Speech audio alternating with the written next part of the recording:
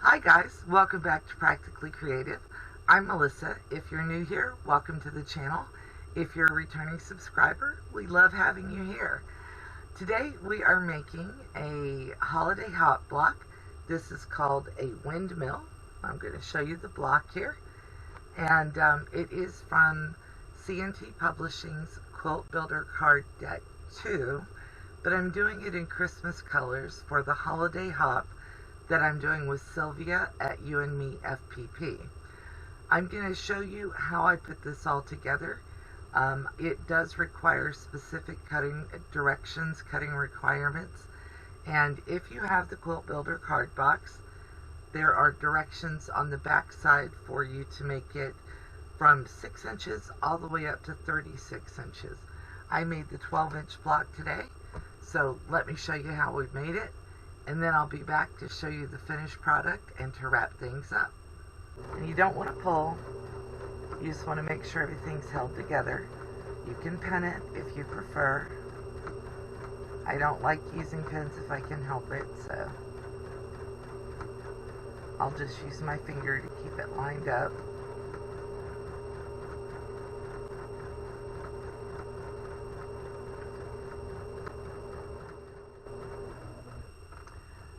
And we won bottom chicken barely.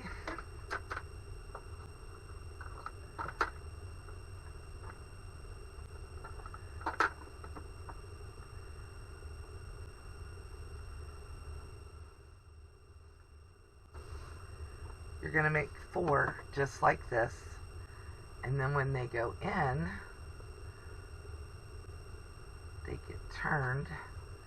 And I'll have to look at my card to make sure I'm turning it the right way. But that's what they look like. Let me change the bobbin and I'll be right back with you.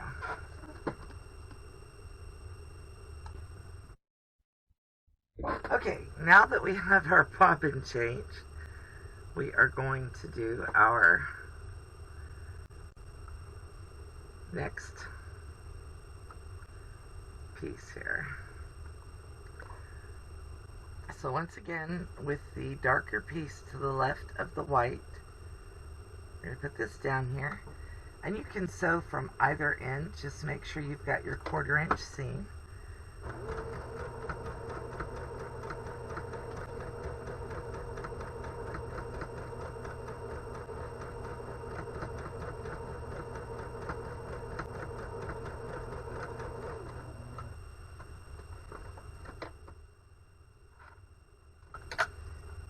Tweezers down there.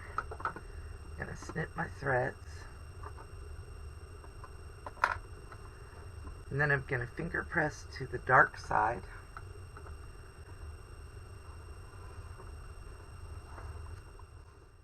That's green in case any of you are colorblind. I have a couple of people in my family who are. I'm going to put a quick little crease in there for myself, just so I can match my centers up.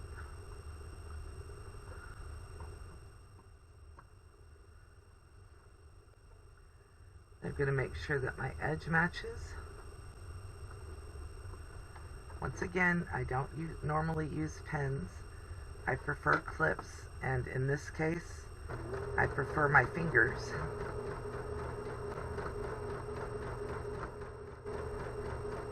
My concern is that the clip might stretch that bias edge.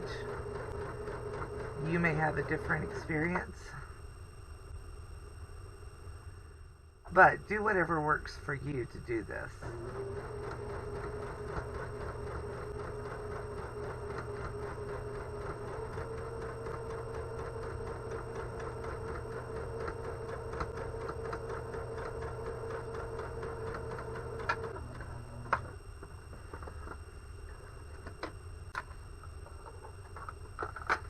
And then I'm going to once again finger press open right there, and I'm just rolling it over and then basically putting my fingers down on the seam, because what I don't want to do is stretch that bias edge. And I think I have that turned wrong, but I will look at my card in a minute. And if I were doing the whole block and not doing it on video, I would just chain piece these pieces here.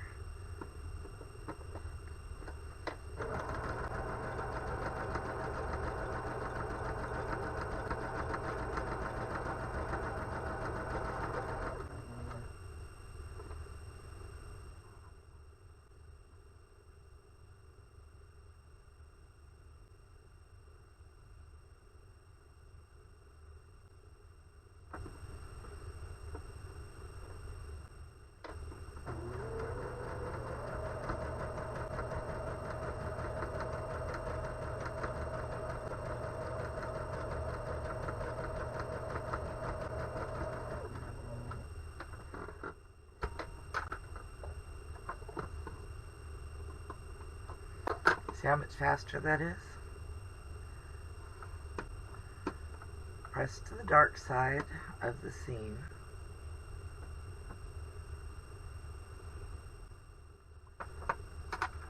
And then I would bring these over here, do my little finger press.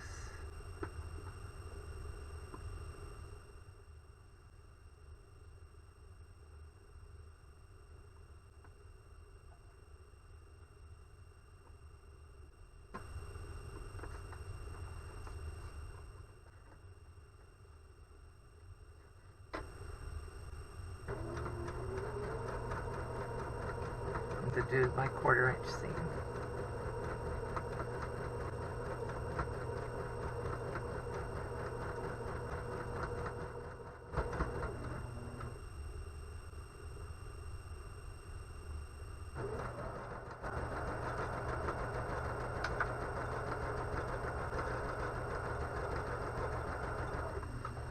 And if you have the ability to make your needle stop with the needle down, you could do that just to make sure that everything stays where you want it.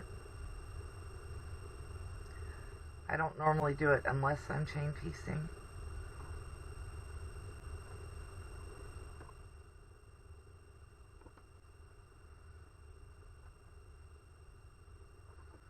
Line up my little edges, again trying not to pull because you are sewing on a bias edge.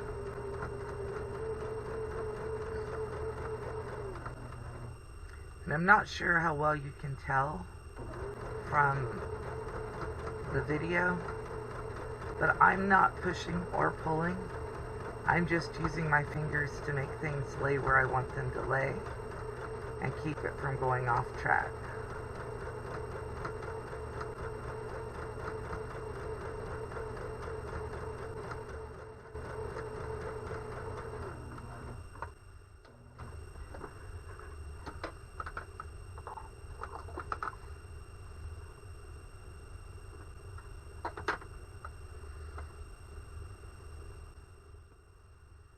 I'm pressing to the red because it's easier. That's the direction the seam wants to lay in. And then I'm going to double check against my card block.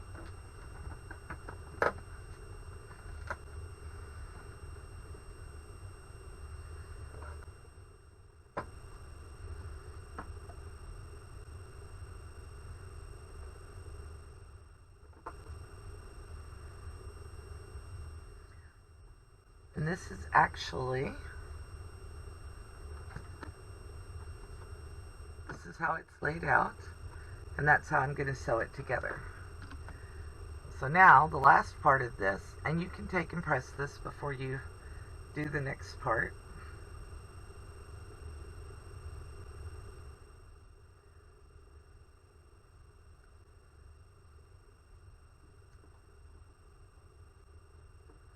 Is to put your little blocks together. 1/4 inch seam once again. Once I get it started, I'm just going to make sure that it's all lined up where I want it.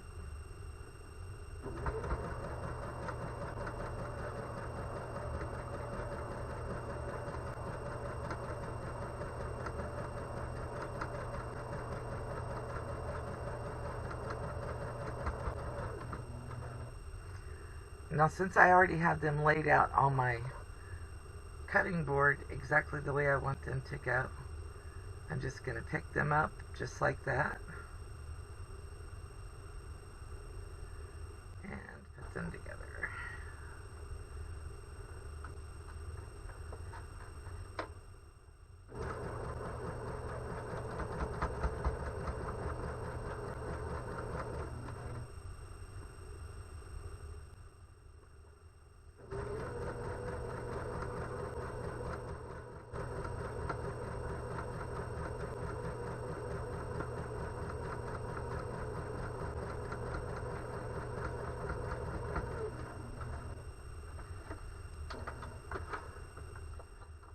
And the way I put that together, give me bigger scissors for that, is I just have to flip them over now, but I'm going to take out the little doggy ears here so they don't cause me problems with my seam. You open them up. That's the top half of the block. This is the bottom half of the block. I'm going to flip them on top of one another. Oops. Let me just have dropsy today. And then right here at the center is where it's going to matter for how they're lined up. So I'm going to make sure that those are together. Did you see what I picked up? I actually picked up a pen. They hurt my hands. I have a hard time using them because of the arthritis, but in some cases they are a necessary item.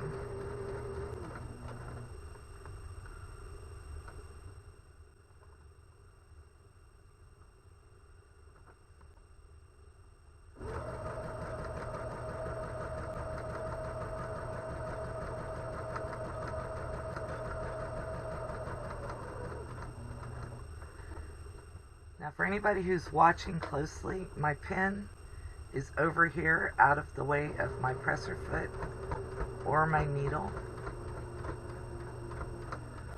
That's why I'm not removing it. I just wanted it to keep everything stable there.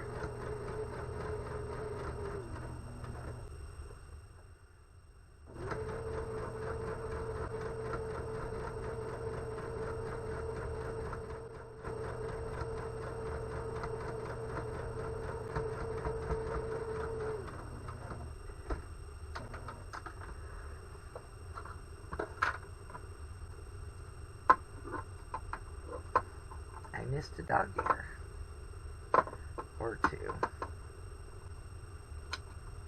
Alright, so now I'm going to pull that pen out of there and I'm going to open my block up,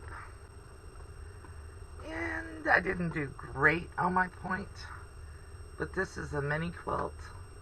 It's put together for Christmas. I don't know who's going to get it or if it's going to go to charity, but I'm going to live with that little bit off there because I have some more blocks to make. Alright, thanks for watching, and I will be back to show you the block in just a second. Once again, guys, I'm Melissa. I'd like to thank you for joining me and Sylvia for the Holiday Hop 2023. This is our windmill block all completed and ready to go into the mini quilt that we're making this year. If you like what you see, please subscribe, give me a like on the video, and there are links up in the description on both sides. I never know where it's going to show up at, to the rest of the Holiday Hop and to other videos from me that you might enjoy. I hope that you'll go check them out, and please go check out Sylvia at You and Me FPP. Happy holidays, Merry Christmas, Happy Kwanzaa, Happy Chanukah, Happy Hanukkah, all the season's greetings to you and your family. Thank you for joining us today.